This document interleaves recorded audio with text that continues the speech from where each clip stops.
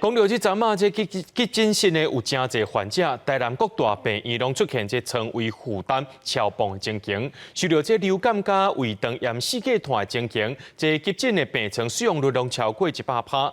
台南市卫生局就呼吁民众，若准病情较轻，会当先去诊所看，听好来减轻到这急诊的压力。急诊室外口已经10个病人等叫号要入去看医生。这阵台南大间病院拢是这款状况。春节期间，大概拜年人南来北往，加上今年关尾一个月，地区传染病喂来喂去。台南市卫生局上新统计，新台安南麻豆新楼病院顶5间急诊床位使用率超过150%，其中台南市立病院有228%悬。这病院表示，这阵唔干那流感、肠仔炎嘛动力也。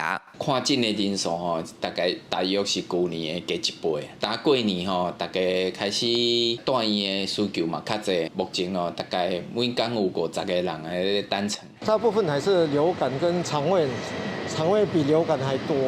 所以今年的疫情比较严重。急诊床位负担量200%，意思就是50个病床刷来100个病人，其中内底佫有真侪爱紧急治疗的，安尼对病患甲医疗人员来讲，拢是真大压力。为了应付这个情形，有病院是调医生来急诊支援，叫医生会评估病情，甲较无要紧的病患引导去门诊，减轻急诊的压力。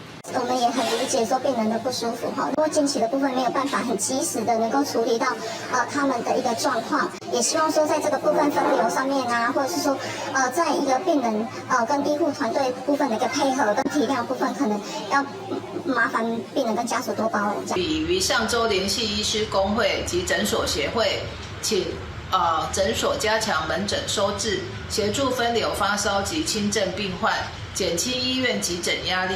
新老病院急诊科主任认为，流感上紧要等到月底才会豆豆平稳。卫生局是提醒民众，若小可感冒发烧，会当先去诊所看诊，避免因为急诊太累，延着治疗。记者苏台南采访报道。